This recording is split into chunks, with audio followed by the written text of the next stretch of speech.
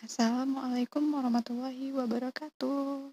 Selamat datang di channel Aulia kembali ya teman-teman. Terima kasih yang udah nonton channel ini.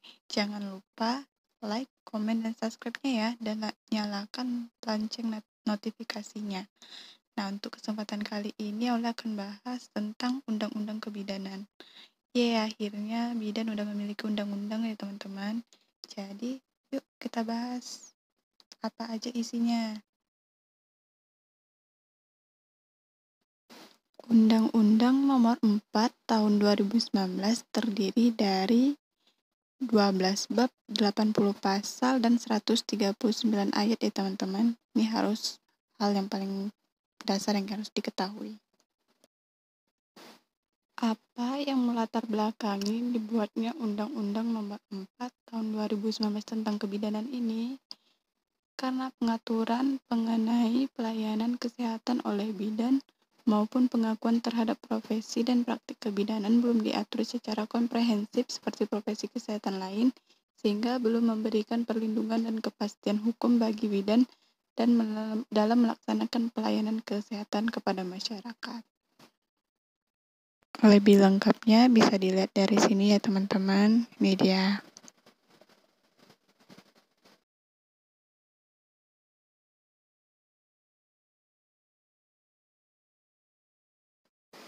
Berdasarkan undang-undang kebidanan tersebut, penyelenggaraan kebidanan berdasarkan atas 7 poin ya teman-teman, yaitu perikemanusiaan, nilai ilmiah, etika profesionalitas, manfaat, keadilan, perlindungan, dan kesehatan klien. Poin ini ada terdapat di pasal 2 ya teman-teman.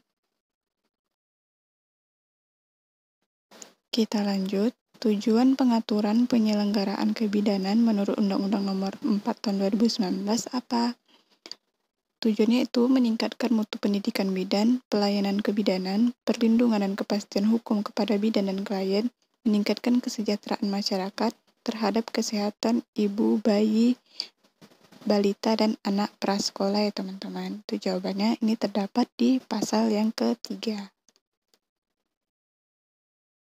Jenis pendidikan kebidanan itu ada 3 ya teman-teman, yaitu akademik, vokasi, dan profesi. Untuk bidang akademik itu didapatkan dari program sarjana, magister, dan doktor. Kalau program vokasi itu dari D3 kebidanan. Untuk profesi itu program pendidikannya setara dengan sarjana atau program sarjana. Untuk mendapatkan gelar harus sesuai dengan peraturan perundang-undangan. Nah, untuk bagian pendidikan akademik vokasi seperti D3 kebidanan, jika mau melanjutkan pendidikan profesi, maka harus melanjutkan pendidikan sarjana ditambah dengan pendidikan profesi. Bagaimana dengan penyelenggaraan pendidikan kebidanan? Pendidikan kebidanan itu diselenggarakan oleh perguruan tinggi yang sesuai dengan peraturan perundang-undangan yang harus menyediakan fasilitas kesehatan sebagai wahana pendidikan kebidanan. Nah, maksudnya itu perguruan tinggi kita itu harus ada kerjasama dengan rumah sakit atau RB atau klinik bersalin. Pendidikan kebidanan ini harus memenuhi standar nasional pendidikan kebidanan yang disusun secara bersama oleh Kemenkes, Kementerian Pendidikan Tinggi, Asosiasi Institusi Pendidikan, dan organisasi profesi yang mengacu pada standar nasional pendidikan tinggi. Ketentuan ini semua diatur pada Peraturan Menteri Bidang Pendidikan Tinggi ya teman-teman. Bagaimana cara untuk menjamin mutu lulusan kebidanan? Menurut pasal 12, untuk menjamin mutu lulusan penyelenggara kebidanan hanya menerima mahasiswa sesuai kuota nasional yang didasarkan pada kebutuhan bidan di daerah masing-masing yang diatur dengan Peraturan Menteri Pendidikan Tinggi setelah berkoordinasi dengan Menteri. Jadi sepertinya sekarang ini penyelenggaraan kebidanan itu udah dibatasi ya teman-teman. Lanjut, siapa tenaga pendidikan kebidanan? Nah, di perguruan tinggi kebidanan itu harus memiliki dosen dan tenaga kependidikan yang sesuai ya teman-teman, baik yang berasal dari perguruan tinggi maupun dari wahana pendidikan kebidanan.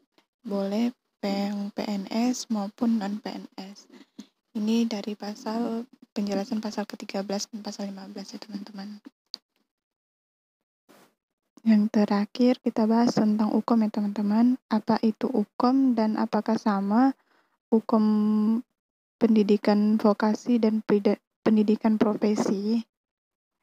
Jawabannya adalah mahasiswa kebidanan akhir pendidikan vokasi dan profesi itu harus ikut ujian kompetensi nasional yang diselenggarakan oleh perguruan tinggi yang bekerja sama dengan organisasi profesi bidan, lembaga pelatihan, lembaga profesi tenaga kesehatan yang terakreditasi. Tujuan dari UKOM ini adalah untuk mencapai standar kompetensi bidan. Standar kompetensi bidan ini disusun oleh organisasi profesi bidan dan konsil yang berkoordinasi dengan tenaga kesehatan Indonesia yang disahkan oleh menteri. Jadi UKOM ini disahkan sama menteri teman-teman.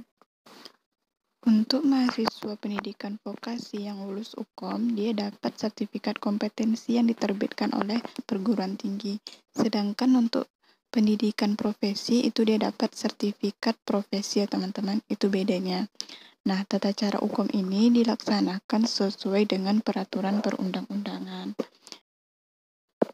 Sekian info tentang Undang-Undang Nomor 4 Tahun 2019 tentang kebidanan ini ya teman-teman. Yang baru kita bahas itu tentang pendidikan kebidanan dan registrasi kebidanan. Jadi nanti untuk kelanjutannya masih ada ke video selanjutnya ya teman-teman. Terima kasih, semoga bermanfaat. Jangan lupa like, komen, dan subscribe-nya ya. Terima kasih.